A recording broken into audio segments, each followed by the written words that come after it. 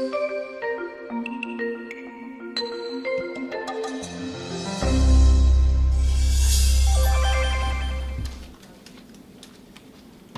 everyone. Thank you for coming tonight.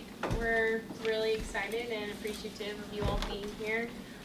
So my name's Bree Milas. I'm a grad student here at UConn. I'm in the Higher Education and Student Affairs program. And I work with the Native American cultural programs here on campus, who has been collaborating with a lot of campus partners to put on the events for Indigenous Peoples Week this week. And I'm Anna Kimberly. I'm the secretary for Native American Cultural Society, and I work for the Native American Cultural Programs in our office on the 4th floor. You've probably seen us petitioning this whole week downstairs. We have a petition to change Columbus Day to Indigenous Peoples Day. So if anyone hasn't signed this at the end and would like to, please come up to me. I have extra copies. And then for the rest of this week, tomorrow night we have the screening of Dawnland, which will be in the Dodd Center. We really encourage people to attend that. It's a great film, and then it'll be followed by a discussion, which I would love to see a lot of you there. And then we'll also be, that's 5 to 7. 5 to 7.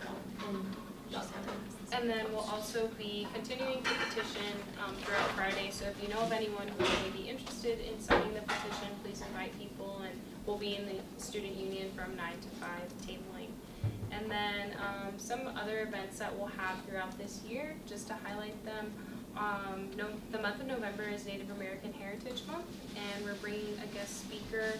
And our theme for this year is Land Acknowledgement. And our guest speaker is going to be Winona Ledoux. So we really encourage you to keep that in mind. Put it on your calendars if you're available. It'll be November 1st from 5:30 to 6:30 p.m. in Worth Tower, the Forum. This is also going to be a great event. And then throughout the month, we'll have different activities just to celebrate the culture and heritage of Native Americans and Indigenous people. And then in the spring, we'll be having our annual spring powwow. Oh yeah, this is this year from last year. So yeah, and that'll be this Sunday after spring weekend. So thank you, and I hope you enjoy the activity for tonight.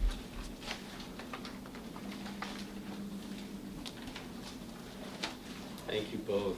I'm Mark Cohen. I'm a faculty member in the School of Education. I'm also the faculty director of the Human Rights and Action Learning community here on campus.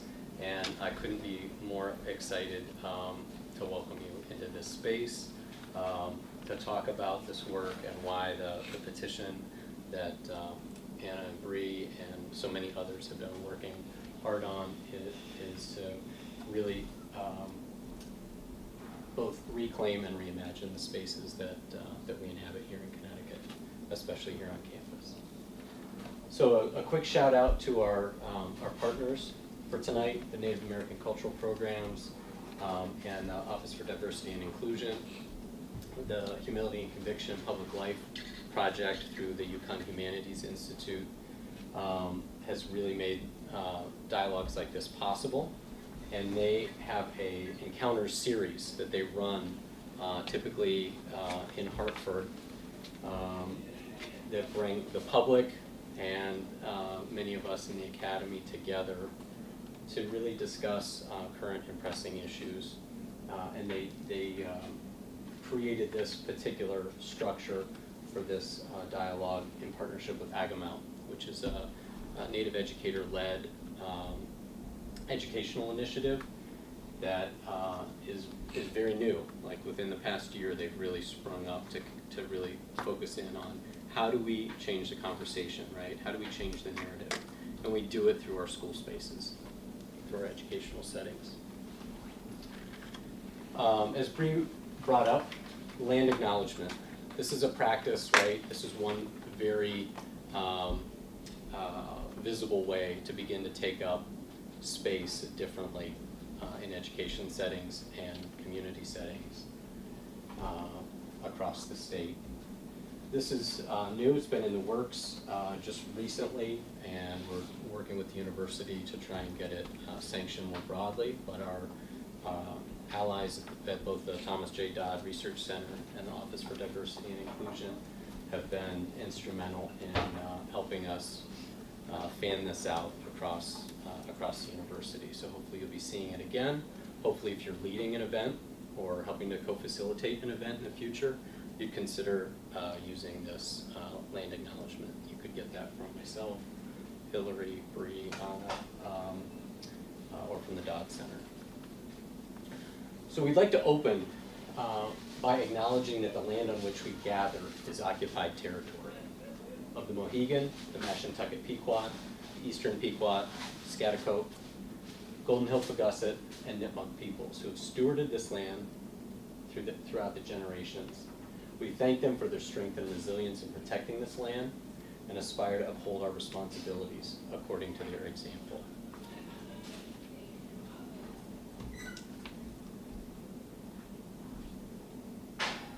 As we think about that, the land acknowledgement, we're going to move into a series of dialogues. There's going to be 5 rounds, and each round will take a look at a different primary text, right, and its role in shaping the very space that we're in right here and now. So we're going to start with the Treaty of Hartford. We'll take a look at that from the 1630s. We'll move into the Mashantucket Pequot Petition of 1857 as the tribe talks back to what has occurred 200 years, over 200 years prior. And then we'll look at a piece of art, we'll engage in a piece of poetry, and then we'll have an open forum discussion. You're all situated in groups of 4 or 5, which is wonderful. That's exactly as we were hoping. And in terms of how modes of engagement, we want you to introduce yourself with your name and or pronouns as you go around and introduce each other. We ask that this space be a space where you really lean in to be honest. Dialogue is not about debate. It's not about winning an argument. It's about listening. It's about hearing. It's about asking questions. It's about offering other possible perspectives and realities. We ask that you work from I statements, right? So that if you use the language of you, right, it can put people on edge, it can put them on the spot.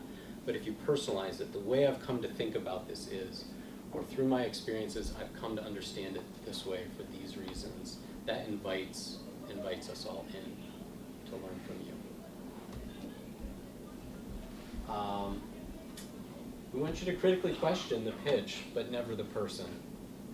So if somebody says something and you're like, oh, I'm not feeling that, right? When their time is up, when their turn is up, and it comes to you, please raise it, right? In the effort of all of our learning, to say, oh, something you said when that piece, as I think about it, I would come to see it this way for these reasons, right? So you're taking on the pitch, what it is that was said, but not taking on the person, not denying them and their perspective and their realities.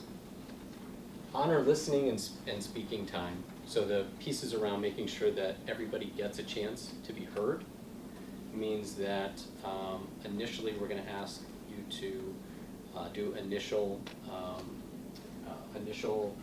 sharing at about 90 seconds a person, right? If it's 60 seconds, then you can wait 30 seconds in silence, or you can talk the whole 90 seconds, right? And then we'll pull away the time structure once everybody's had a chance to be heard, but stay mindful of, okay, I've said my piece, or this is where I'm at, this is what's resonating. I want to send it on so other people can locate what's resonating for them or build off of something that I said. And then confidentiality.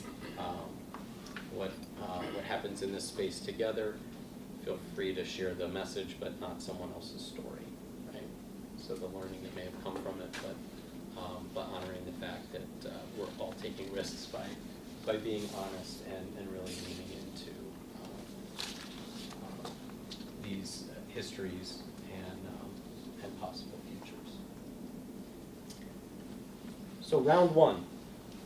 So Mark, I think maybe 3 of us disperse to the other, then we'll have 5 in each. Great. That's great. Yeah. So we're gonna join one of the other groups to fill them out. That would be With the perfect. timing of it. Thanks, Hillary. I don't like you guys. I was thinking there was a fourth in there for some reason, so I'm glad you said that. Doesn't matter which. So text one, There are chairs over here. Are you there? Everybody have a spot. Text one looks like this. It's the Treaty of Hartford, so the whole, one of the versions of Treaty of Hartford has been copied. There's also a translation of it, but translations, there's always things lost or left unsaid. So we want to name that. But we're going to start by just working from this particular section of the Treaty of Hartford. So if everyone would take a minute to read this text that's on the screen. You have the broader context of the document, but this is the excerpt we'll be starting with.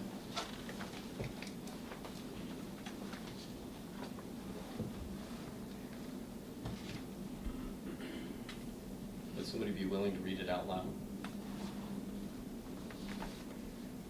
Thank you. It is agreed, if there fall out injuries and wrongs for future to be done or committed each other or their men, they shall not presently revenge it, but they are to appeal to the English, and they are to decide the same, and the determination of the English to stand, and they are each to do as is by the English to set down, and if the one of the other refuse to do it, shall be lawful for the English to compel them, and to side, and to take part if they see cause against the obstinate or refusing party. It is agreed, and a conclusion of peace and friendship made between that said Neantinum and the said Narragansetts and the said Pequoin, did I pronounce that right? And said Mohegans, as long as they carry themselves orderly and give no just cause of offense, and that they nor either of them do shelter any that may be enemies to the English, that shall or formerly have had hand in murdering or killing any English man or woman, or consenting thereunto. Treaty of Hartford, 1643, page 1. Thank you. This stuff. So, before we jump in, I want to also introduce Dr. Jason Mancini, who's just joined us. He's in the back there. He's with the Akomawt Educational Initiative that I spoke of earlier. There's at least one sheet of introductions of the three co-founders of Akomawt in there, two of whom couldn't join us tonight, but have been partners with us this week in other activities as well. Dr. Mancini will be our resident expert, so there'll be some Q&A time with him after the small dialogues at the end. And so if you have particular questions and you don't feel like you're able to address them as a group, just note them and we'll pose them to Dr. Mancini at the end. I'm wondering if, is anybody familiar with the Treaty of Hartford? Or the context behind that document? It was the Pequot War, I think, between the English and the Pequots, and the English were Mohegans and Narragansetts were at war with the Pequot. Yes, excellent. And that was not in 1743, and that's just one of the pieces I wanted to point out, that this is an updated version of the original from 1638, I believe. Yes. Jason, would you like to add anything about this before they get in, or would you like to wait until after they have spent It might be better if we wait, Okay. see what they can draw out of this, Okay. and then sort of enrich it afterwards. Great. So we'll start here. Everybody has 90 seconds to start. Please introduce yourself, and then take 90 seconds to share out. If you don't use the whole 90 seconds, you can sit in silence and have more time to look at the text. Nobody's expected to be an expert on this, except for except for Jason. Are there questions on the next slide? There are. Okay, And there they are. thanks. Sure.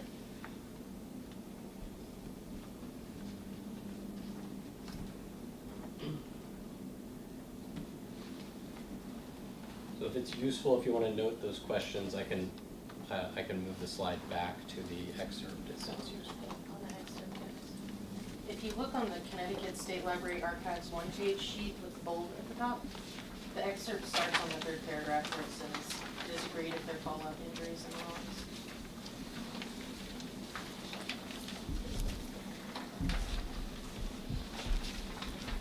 So it's this one. Yeah.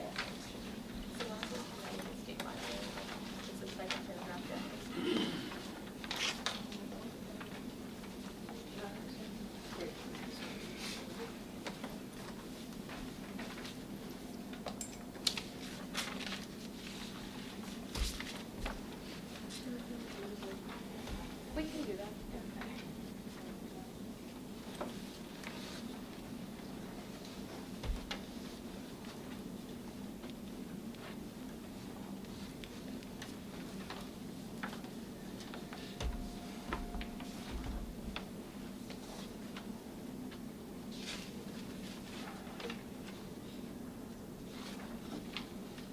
So once you've gotten a chance to read the questions and you've located the text, let us know if you can't. You may begin, and I will prompt you when 90 seconds is up. So we move to the next speaker. Okay.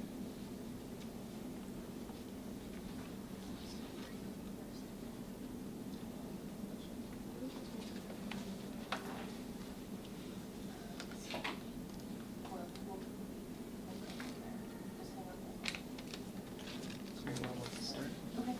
Well, my name is Imani, and I was and I think the point of view that's attracting is really from the English point of view, and they're trying to settle a peace between. Well, first, my name's Justin, so there's that, and as far as the first question is typically about determining terms of peace and friendship, Well, they're trying to, I would assume it's English, Two or more I don't really know, but And I'd say that it's the any English wrong determining that peace and friendship of it has to be four settled tribes by that they stated that That's what I think. you know, I'm not gonna even try to pronounce it, but those four tribes. And 90 seconds. You can keep talking if you want. As far as different authorities, I would say they stated, Well, it's kind of like, you I can don't tell know, the they English stated has something about English, most but of the authority, they also stated but stuff they're about making the chief, last decision Sacha. about, like, what's So, gonna happen if I guess issues one of arise those two. between the other group. Did anyone have any other thoughts? What do you do? So yeah, it's something like that. I mean, I feel like all peoples involved have some degree of political authority, but I'm not sure if that's like what that's like referring to, just as far as the fact that like they all have their own sort of like But that has long lasting, like structures in place, I guess. because it sets up this whole, like, there's still talk about. So, the first question, They're not hearing, you know, back in 16. I think the English determined it, but That's like, in that. I don't know. that same kind of- The Indian sachems could have made the terms themselves and went to the English like as a neutral peacekeeper because they weren't involved. I don't know the history behind it because Growing up, she was asked dozens of times. it looks like they were at war before and then And she was like, and that's something that sticks with you from the West. they She knew of her identity. they agreed that they wouldn't fight anymore and they'd have the English work things out for them. And but the English could have made them do that. I don't know the history. And the second one was authority. Oh, and this image right here was Narragansett had my antimony. It was the chief station and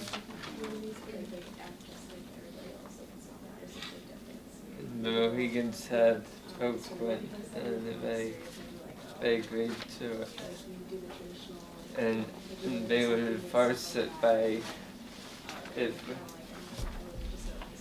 any side broke it, the other two would fight, but if the English were more powerful, they're against its fighting, but might not do anything, so it might not work.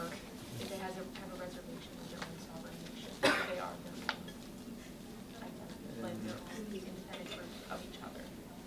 And their cultures are completely different. They have different languages, things like that. Did everybody No, get it looks like the Pequots, they were still left out of the piece. Maybe all, definitely were. maybe all three nations were the Pequots.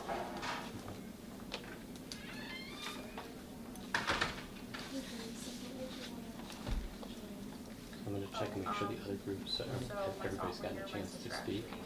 If you wanna build off of each other here for a minute before we transition, you can do that. If you wanna some of the questions that each of you pose, are still resonating. Or should we discuss those? So one of them was for currency, I think. But you stuck around. Wampum small tubular beads made out of shell from local shellfish. Oh, so it would use as currency? It's been perceived to be by the Dutch and English. We're gonna move into round two. And I'm wondering if we could get a different volunteer to read this excerpt from the Mashantucket Pequot petition in 1856. They had important cultural meaning. Anyone willing to read the English and Dutch interpreted that as Pequot petition? one wealth value. Thank you, Rob. In the name of nature, we ask for our rights as members of the nation. In the name of the Constitution of the United States, we ask the possession of our land granted privilege to enjoy it as we have done before in the name of that power which preserves all things. We ask this gift protection to the state as she has done before in securing and confirming to us our full reservation by permanent powers. That in behalf of ourselves and others belonging to the Pequot tribe, we call upon the legislature. So with that in mind, you've got the text in front of you, and these are the questions we have connected to that. Jason, did you want to briefly talk about the image, or do that? Sure. So that document that was just read, and the whole document, involved a land sale of the Mashantucket Pequot Reservation. And that is a drawing that was created in association with that land sale. So it represents about 900 acres of land, this whole map. And the tribe, all of it was basically carved up and sold without the tribe's knowledge or consent, which is what you're reading there. And only this little piece right here was left. That's 179 acres. Who sold it? The state. Just want to make sure. Any of the images you see in the PowerPoint, you also have that in case you want to reference them in your discussions and have them up close. Those are there as well. So in round two here, you've had a chance to look at the text, see the questions that are posed. You do not need to go in order anymore. You can popcorn back and forth. Just be mindful of the time and check in with each other if somebody hasn't had a chance to speak yet. Again, we've got about 2 minutes per person, but that can be, if they don't use that whole time, somebody else can slide in and work off their response or add something new. Your time starts now.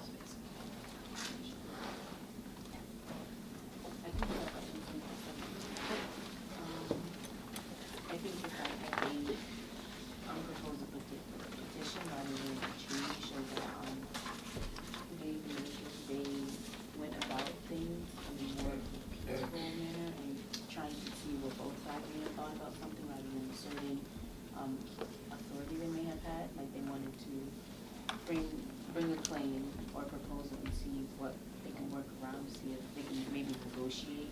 divide us up in their land, or see if they can get a piece back or whatnot. But like in the difference of what we just saw with the Treaty of Hartford, it was kind of like the English asserting what they think they should do, what should happen, and if you don't do this, you're gonna do this, and you're gonna get in trouble versus a more, It looks like it's different because I guess I can say. the Pequots were completely defeated at this point, so they had no place to negotiate anymore. It's just sort of begging at this point. Where before they could actually fight someone if they needed I to. mean, I tend to think of the treaty as being more political partners, even though usually it's between one side. To me, it seemed like they were given One this was land, about war, but then or there like were this treaties. land was reserved for them to live on, and without their knowledge, it was kind of just sold right under their noses, and all of a sudden it all packed in to one small area, less correctly. They had no idea this was happening. Yeah. And all of a sudden, they packed it up and moved. Sorry. Doesn't make any sense. Pequots will no longer be called Pequots. But instead of It's unfair. Yeah. And yet here we are. It kind of feels like they were like going back on like what they agreed on. Because like they said like all we again ask is the free use of our full reservation before. So it's just kind of like Like, the 17th century, and like that's it. But this is like, you know, again, like the 1850s, so it's a lot later, and I guess just like that process is a lot, I guess, like deeper and like longer going than I think like we're. in my history class, this semester, I learned a lot about colonialism and treaty of Native Americans, especially like such as the Trail of Tears and just taking over land and just pushing them further and further until they had nowhere to go. No expert on it, but I think I learned a lot more in that class than I did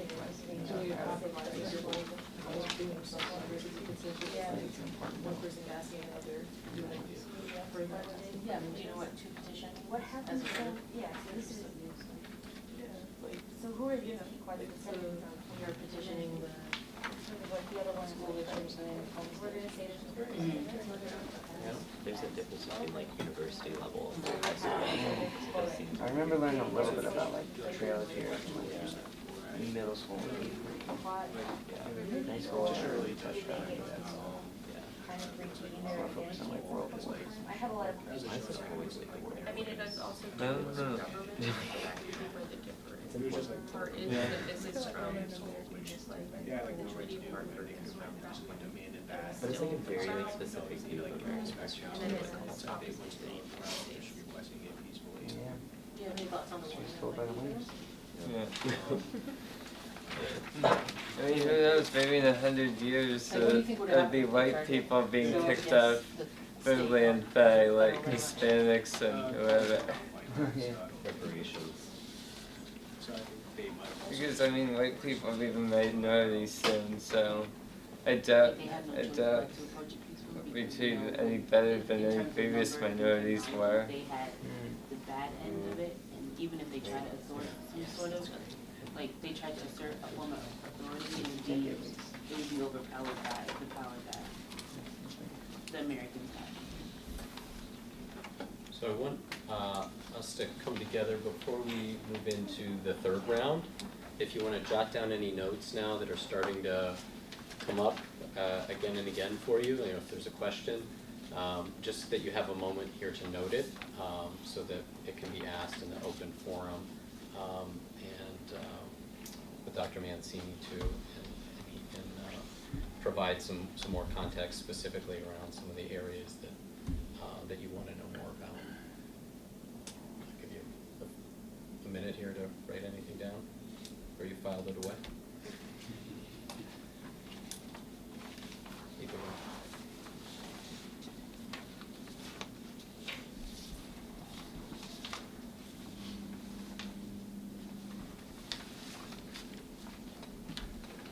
The next piece is called the red mean. The red mean, you have that in your images packet.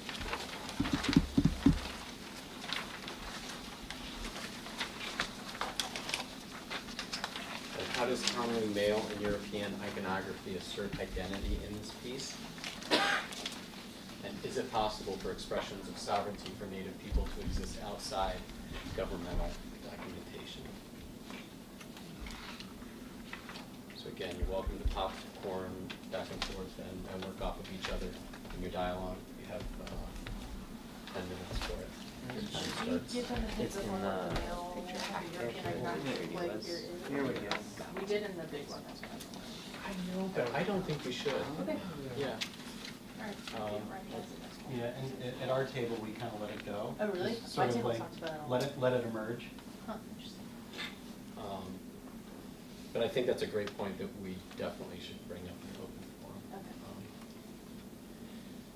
Sabrina, what iconography is? So iconography is kind of like holding up a particular image as being particularly special. So is anyone So you wanna- might say like the Hudson Something shop that is says- like the icon of What do you Avon. mean, like, Does what's that going make on? sense? Like a whole bunch of European stuff being passed out.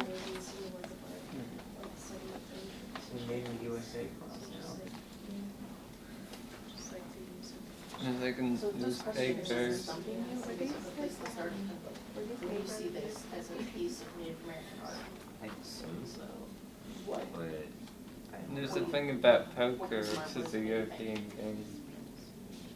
It's not good at poker. This is a Native artist. Well, Okay. so I mean, I you feel like it's, like the red kind of like a concept. Hey, Mark, Because it has like all these in the like other one, there was a America, description and it's kind of like the first thing. of the author, there's like an artist statement. A lot of. On the little sign.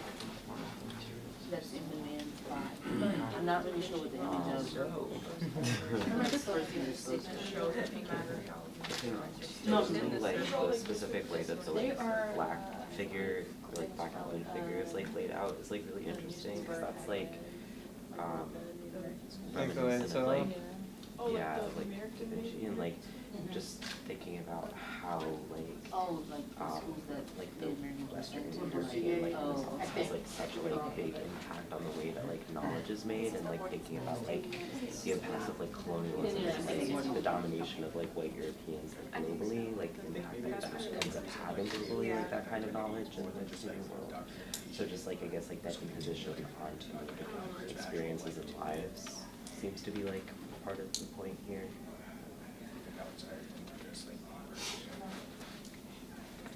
What comes to mind is the medicine. Yes. Can you explain what that is for those who don't know?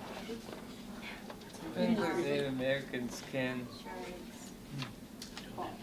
proclaim sovereignty just by not buying into like European culture and like Sorry. I'm thinking, because I'm thinking of Fort Lauderdale. like speaking their own languages and stuff like that, For and all communities, they have. playing their own music. Seeing as a representation of nature. Oh, you did, you have the artist? So back to my history class last I remember us learning something about one chief like that, saying, kind of like the same thing I what I think is what you're saying. He was like, we need to turn our backs to the English, they are cheating us and all this other stuff.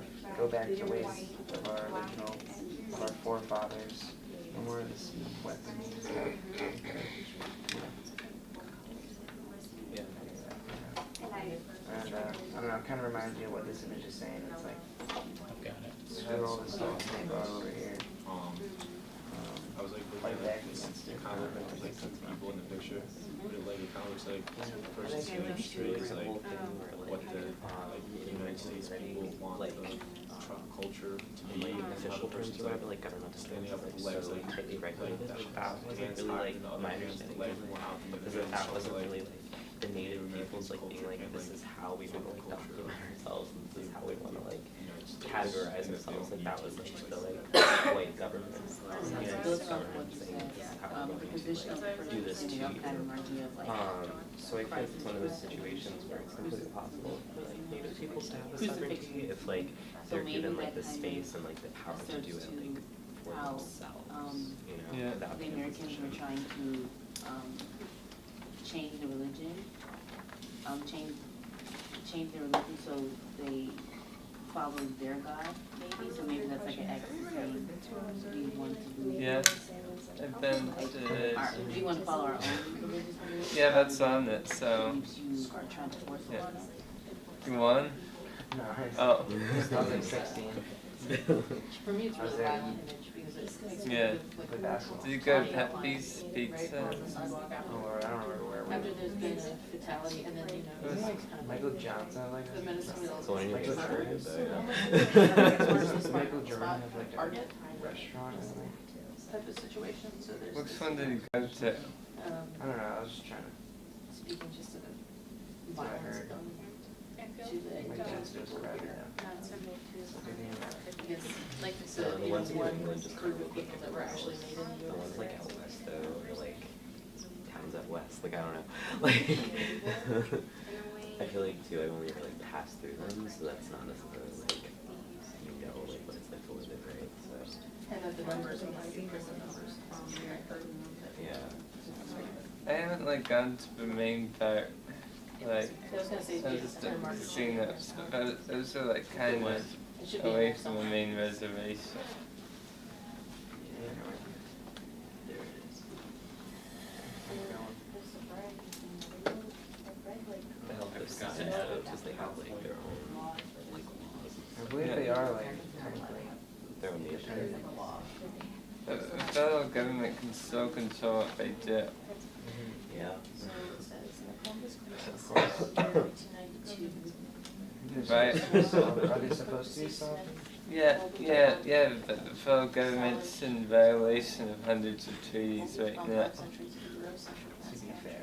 So the last couple minutes, I just wanted to let you know this was the artist's statement, and then a couple pieces around the iconography, in case that now infuses some additional directions to your conversation. Oh, so the newspaper wasn't from the school, it was from the reservation.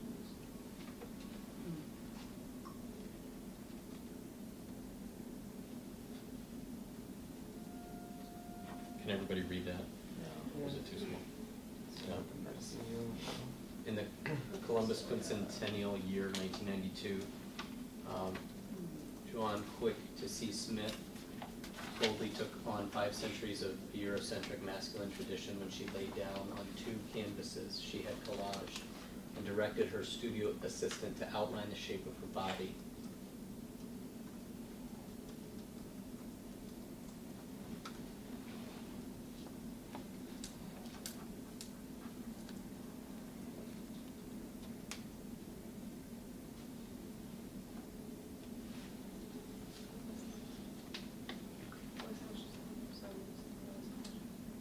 We have about 2 minutes left for this round.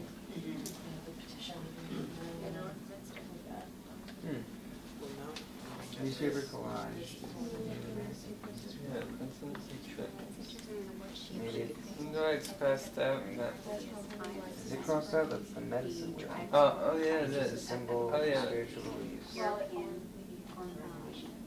invent describe their way of fighting warfare has shapeshifted. Ironic They were interpretation able of how to they keep the somehow hide artist things used, like like the proportion of like what's supposed to be like the ideal body, and like to describe like a European, Which also means this is a huge piece of, like, not huge, kind of like stating like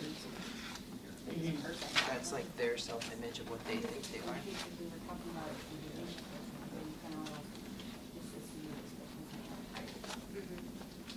It's also I'm lost. the one person is like this person and then it's attraction.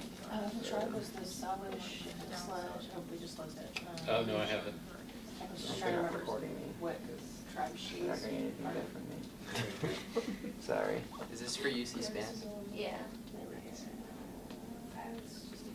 Salish.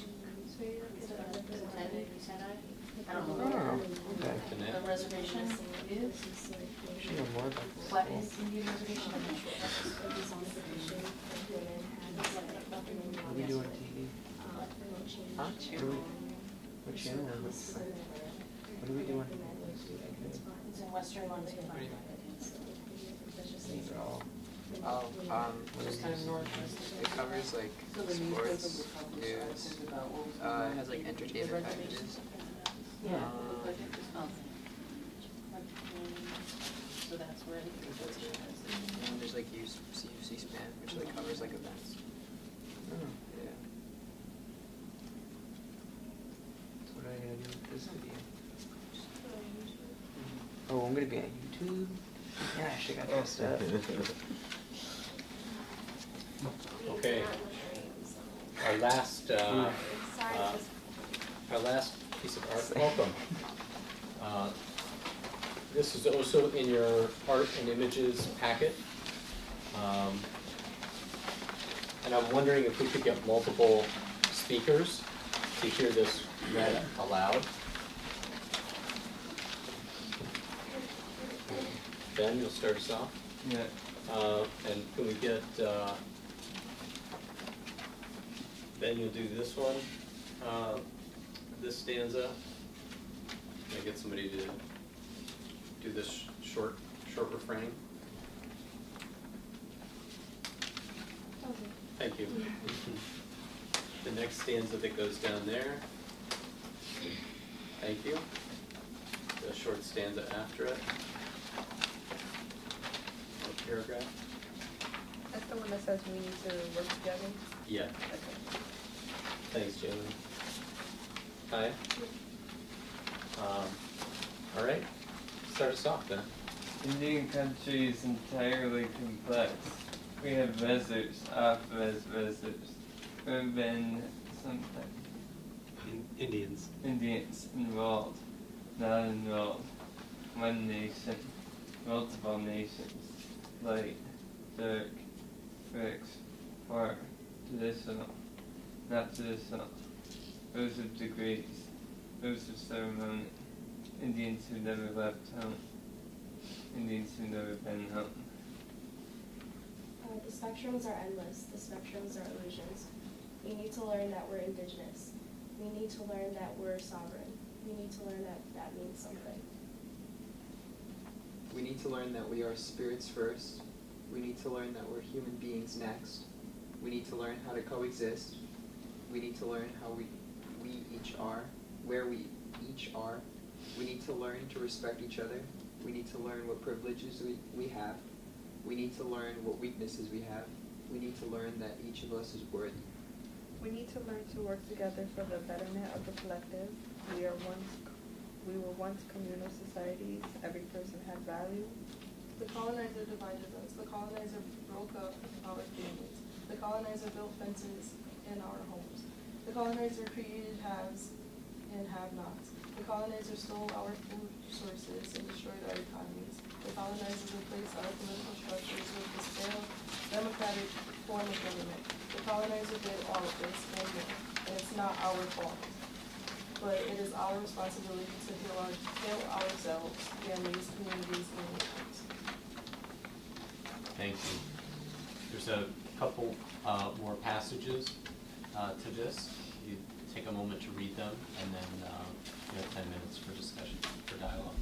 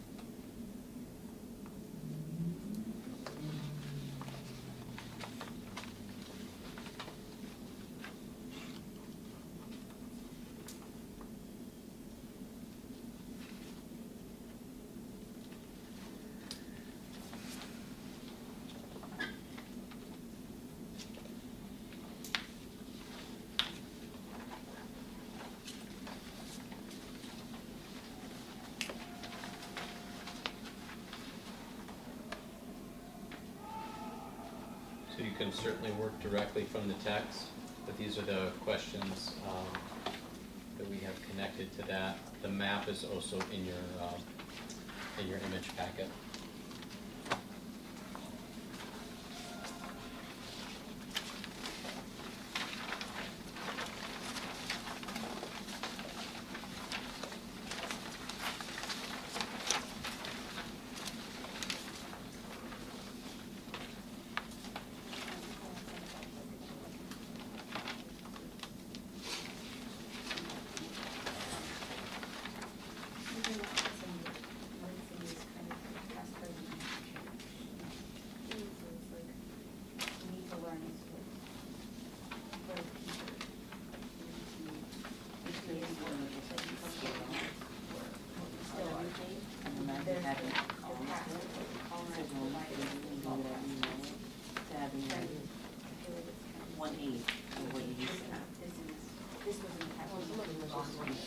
Yeah.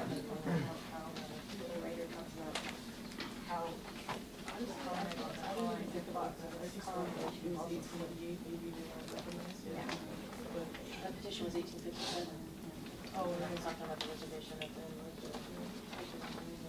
I think really strict and regimented borders that are on the map, and the way that the US different reservations and really strict and discreet ties purposely to what the author of the poem was talking about segmentation of Native American identity. Just as far as the splitting of reservations is such a disjointed way to live, and before colonization, Native American societies probably weren't so restricted like that. They were probably free to move around their areas if they wanted to, and so just that imposition of order and structure that can come from within those people seems to be really The idea of the offer as residence. No. So that this just kind of creates She said, division, the right, author where of the they made poem it really existing talks about how they're not communal anymore, so the splitting them up just shows There is the line where there's not really a community as much as they used to have it. On the right side of tomorrow.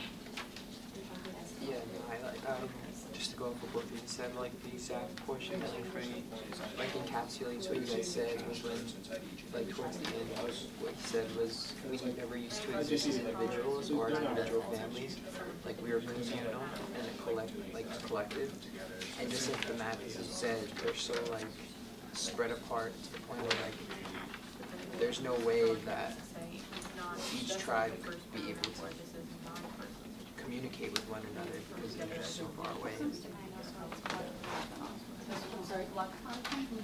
And then too, that at least some of these, it's not even where they were historically living. You mentioned the Trail of Tears earlier, and that was so significant because people living in the southeastern U.S. from the middle of the country, where it's not even the same climate zone and stuff like that they were used to having. So it's yeah, even with the new spaces, it's an entire restructuring maybe of a way of life. If they're even allowed to keep the ways that they wanted to live too, because I know too often on reservations it was very much attempts to assimilate the people into ways of life as well, schooling and stuff like that. But Yeah, I learned that a lot of schooling and how the U.S. government would take Native American children from their families and bring them sort of boarding schools, I guess, and just, I guess, not American. I Native American, Native American. You know what I mean, but changing to what the colonists wanted them to be, not who they were, not what their culture was, but what. I was gonna say, and I think too, just the idea Just vastly different. And of that many people that It's crazy how all the race. After, the paragraph, Now they're have been brought up. healed themselves and Do you think this feature's themselves legit? back from what they had to face, but it wasn't their fault that they had to face it, so now they have Going to to fix it. America. They didn't Oh, wait. create, No, I just, and it makes you think about like I wasn't sure what it meant by legitimacy.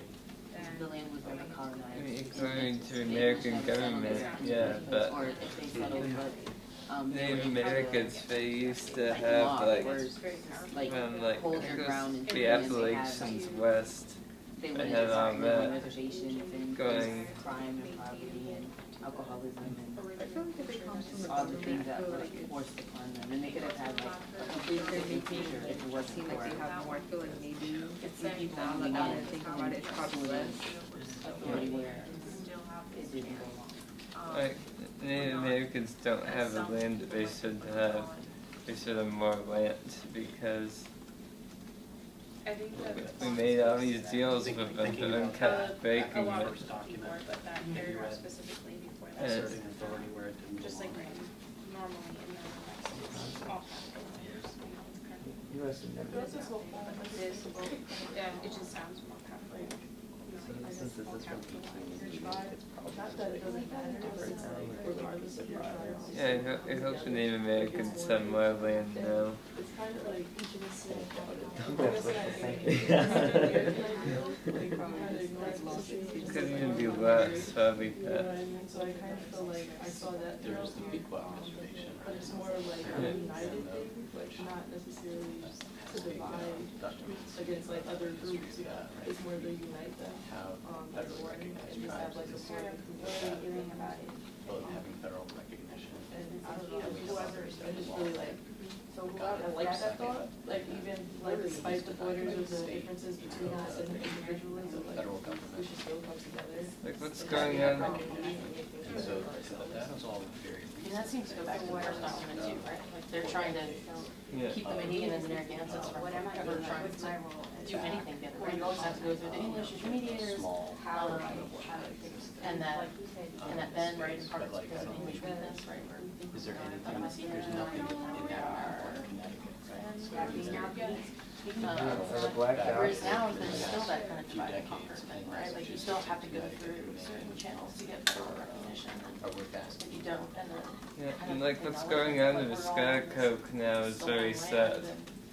Like, The fear of like, well, if we let all of these like groups. look in at that, Canada, like I mean, casino it's just and interesting how much fear drives so much of this. the state is like talking to the Mohegans and the big flat of the Scarecrow and Pagusset and Nipmuc, like Nipmuc, all the other tribes are getting left out. Yeah, and like the New England So ones. even Like tribes, you can't even, it's just non-existent according to this map. even tribes among Which it themselves wasn't even, are to be honest, it wasn't until I moved to New England. are fighting for recognition from Up here, I mean, we're just not. the Europeans instead of Because that's where most banding folks together ended up. and supporting themselves. Speaks to how It's very successful sad. people have been written out of history, especially in this region, definitely speaks to the legitimacy issues. And look at the map, central and west, so then there's been pushed out. Yeah. What comes to mind is also like, it starts within, right? It's decolonizing system, it's decolonizing your way of thought and how you process even your own way of thinking and critiquing your own self. And seeing how you can work within and like facilities working with other indigenous communities. Because we are, there's less. Oh, okay. Just Pretty sure. try to revive Just like, I was wondering, it was just a really condensed area, you couldn't get origin. I don't think Like there's one where I think Hartford is. that's, because Yeah, and then there's one in Albany and my first, I'll be the first generation I'm speaking. Sacramento, Austin. I was like, ooh, there's one in And that's a loss of That's how you get tradition. Like personally, I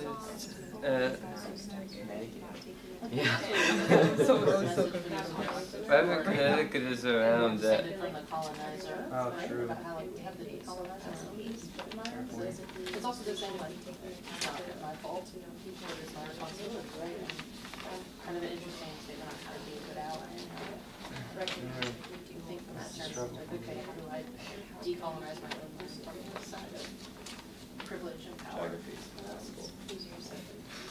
I want to pivot on something I just heard around decolonizing our minds, even as we put you under very colonial time constraints.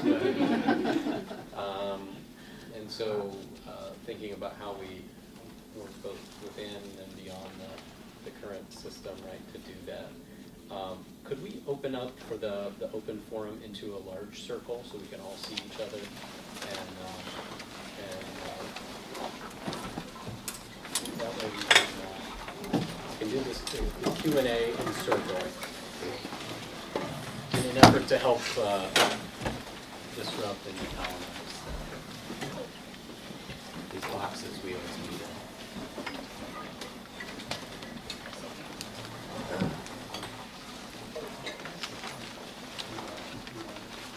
We did.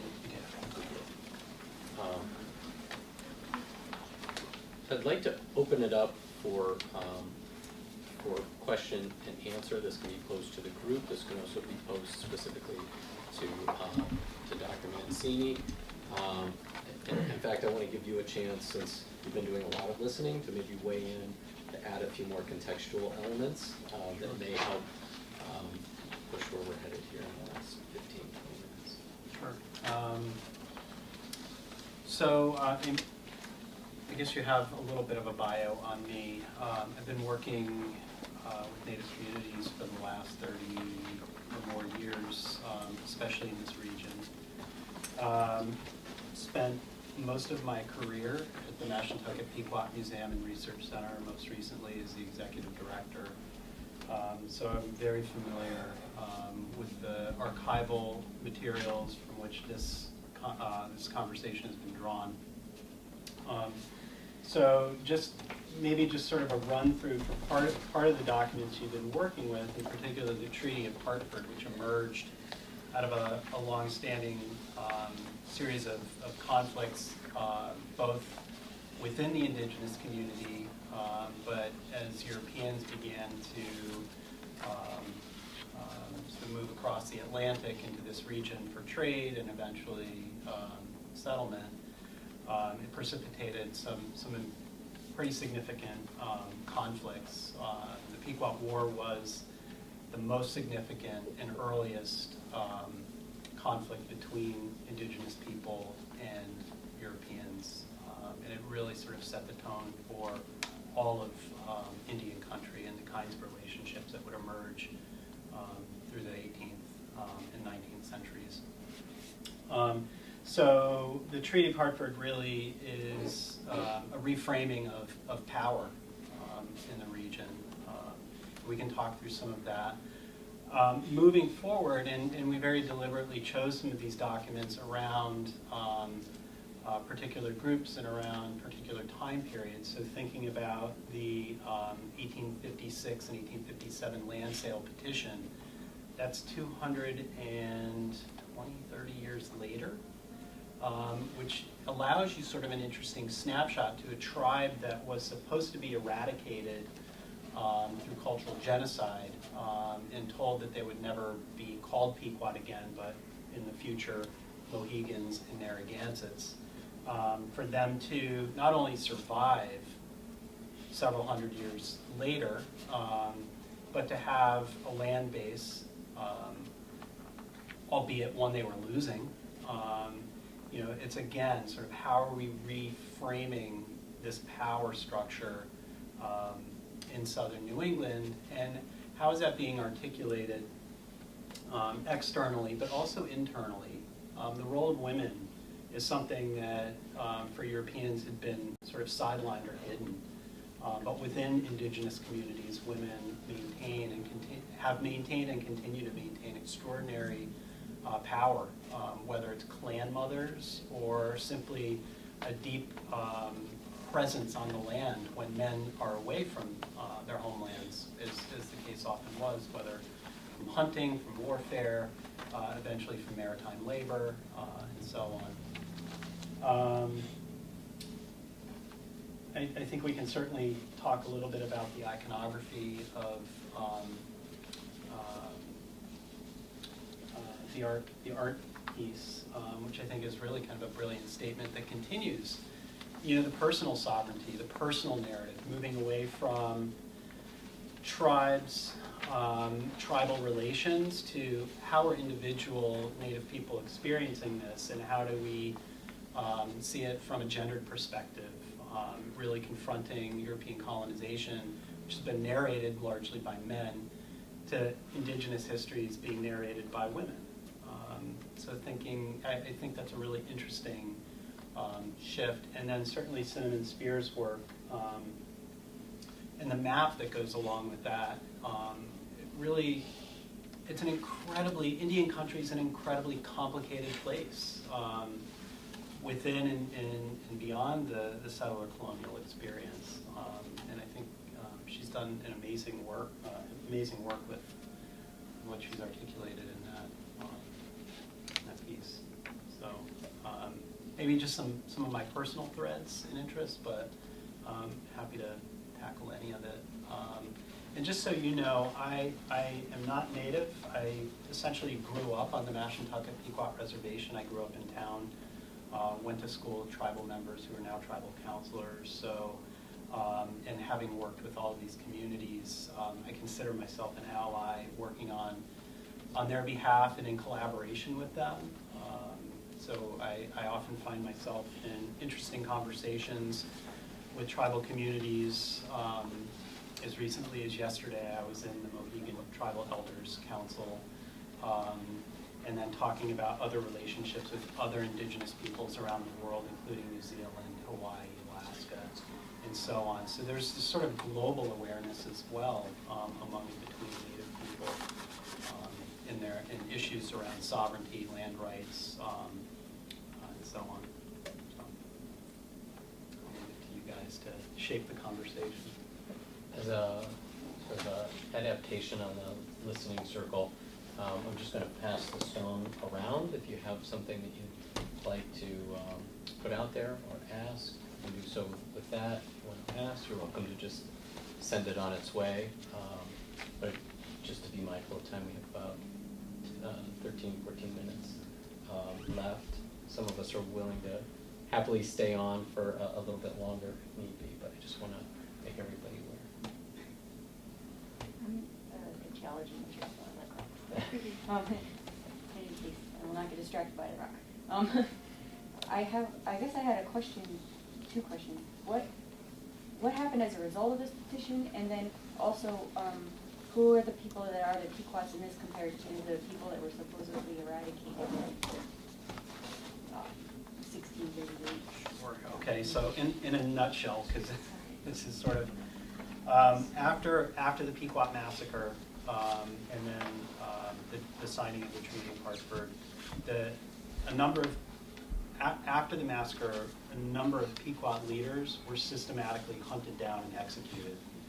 Others were captured and sold into slavery in the Caribbean. The surviving groups were distributed among the Mohegans under the authority of Uncas or Poquium, as he's listed there, and Miantanami among the Narragansett. So both outside of their traditional homelands, very soon after the Treaty of Hartford, the Pequots under Uncas began petitioning for increased autonomy. They were being essentially abused by Uncas as inferior. They successfully petitioned and were given right to settle 5 villages in Namiog, which is today present-day New London. But then when John Winthrop and a community of English settled in New London in 1646, that essentially began the process of dispossessing Pequots again, or relocating them anyway. So they removed them from New London, and created a reservation called Noank, which was about 500 acres. Keeping in mind that prior to this time period, the Pequots controlled 250 square miles of land in Connecticut and around Long Island Sound. So to go from that to being on 500 acres of land is a pretty extraordinary shift. And then sort of following, without taking too much time, following that lineage, because it was such a small piece of land, firewood was rapidly eliminated. English settling around that reservation, Pequots didn't have fences. They didn't know what fences were for, but prevented it. Without the fences, it allowed English animals to destroy their crops. So they were being sort of harassed by both English and English animals, so they requested additional lands at a place called Mashantucket. And 2,500 acres were granted to the tribe in 1666. And Mashantucket is the oldest continuously occupied reservation in the United States today, established then. It's been chipped away at to that little tiny 179 acres, but because of that second document in 1856, that loss of land or theft of land by the state and publicly auctioning it became the basis of a federal lawsuit in 1983 that the tribe won, and they won rights to their lands back because it violated the Federal Trade and Intercourse Act. I know that's probably a lot more than you wanted to hear, but there's a direct lineage. And then there's the other tribe. There's two Pequot tribes today because of this treaty. One that descended from the group under Miantinami came back into Pequot country and became the Eastern Pequot community that are in North Stonington today. Okay, I have a rock. So we said in the beginning that we are on like different tribes' land. So are there people like from those tribes still today that still live here, or? On these specific lands? Yeah. That's a good, I can't answer that. Okay. There are 5 recognized tribes in Connecticut today. 2 of them are federally recognized. One is the Mashantucket Pequot tribe. The other is Mohegan. 3 state recognized tribes include Schaghticoke up in Kent, Connecticut, the northwestern part of the state. The Pagusset tribe, who have a very tiny reservation in Colchester, about a quarter of an acre. And the Eastern Pequot tribe in North Stonington. 2 of those tribes, the Eastern Pequot and Schaghticoke, petitioned for federal recognition and they won federal recognition at the very end of the Clinton administration in late '99, I think, and in the very early Bush administration, it was rescinded. So they remain state recognized and quite devastated from those decisions. But there are one of the remarkable things that I've come to learn is that most Native people in New England simply didn't live on the reservations. They became a political and social center for a lot of community members, and they remain as such today. They're very important legal mechanisms for tribes. That becomes the legal basis for so many of their rights today. Absent land, it becomes extraordinarily difficult to make the case to the federal government for continuity of community and sovereignty.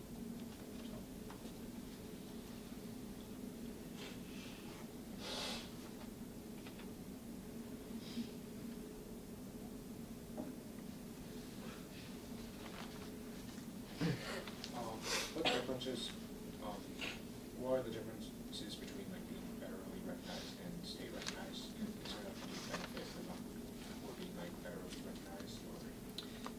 Yeah, so there are, the acknowledgement by the federal government entitles tribes to new kinds of resources around healthcare, other kinds of economic benefits. Just as an example, the federal recognition of the Mashantucket Pequot tribe, and that it established for them the sovereign rights to determine their own economy, and within that allowed them to develop gaming enterprises.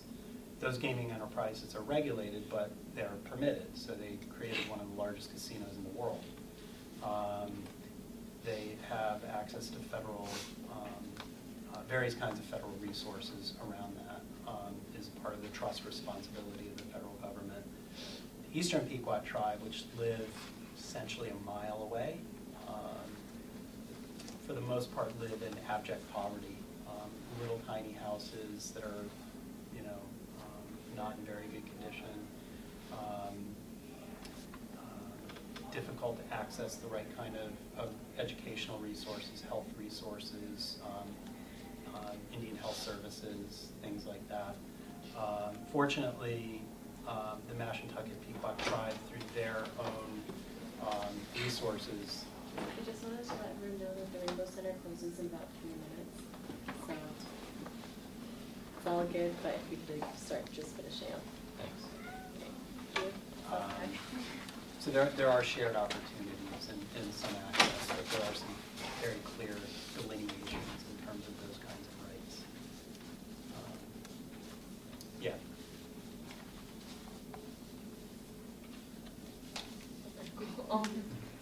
So can you just talk about like your exposure and experience growing up around the research? One of the, I can do this in 3 minutes. 2 minutes. That's the challenge. So I grew up in Ledyard, and I grew up, actually the first 4 years of my life, I lived in an old farmhouse that my grandparents bought on 160 acres of land. And as I later found out, that property was part of stolen Pequot land, the west part of the reservation. And when the Pequot, before the Pequots were federally recognized, they were broadly supported in the town of Ledyard and by everybody around them. Here's a great opportunity coming out of the American Indian movement, sort of a success story locally.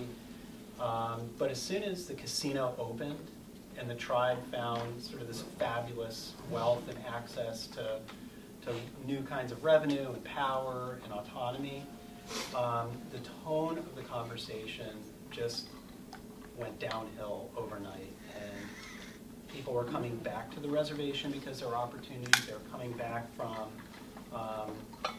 essentially this ongoing diaspora or diasporic movement coming back. And one of the complicating factors that we really didn't get to probe tonight is the intersections of race and ethnicity. And there's a lot of, because of a variety of historical events, the Mashantucket Pequot tribe and the other tribes in the region are very multiracial, multi-ethnic. So whether you look at 1750 or 1950 or today, there's a lot of people outside of the tribal community that don't understand those dynamics and essentially say, you don't look like you're Indian, therefore you're not Indian, and challenge the identity and therefore the particular rights around federal recognition and sovereignty. So there was a lot of contested space in Ledyard and a lot of fights around, the tribe having this kind of wealth and power, and then the legitimacy of the tribe. So all of my doctoral work was really kind of focused on connecting the Pequot War, these sort of moments in time, the Pequot War when, the tribe was at the peak of its power, and the emergence of casinos, where all of a sudden people are questioning, like, these aren't real Indians. What happened in between? How do we get from one to the other? And that's what I really began to focus on, like this continuity, this historical and cultural continuity, to sort of educate the people around, because this process of erasure has been so successful in New England. I mean, you hear about Last of the Mohicans by James Fenimore Cooper. That was written in 1826. That was based on sort of this predisposition of people in the region to say, there aren't any native people here. They're either Christianized, quote unquote, civilized, they've mixed with other people so they don't look like real Indians. And you have this mindset of decrease and lacking legitimacy that just perpetuates itself across time. So we need to sort of reanimate those narratives. at the same time, there are a series of documents that are basically saying, you know, these people are Pequots. They might be mixed, but they're Pequots. So I want to be cognizant of the Rainbow Center's time, thank them for helping us have this space. We may be able to continue a few side conversations just outside the Rainbow Center if you have questions that you didn't get a chance to ask. A few minutes more. And Dr. Mancini's work has also been around the Mariners Project, which is part of that great diaspora he talked about, which I think is worth talking about. If you've read Moby Dick, ship, it's the Pequot, right?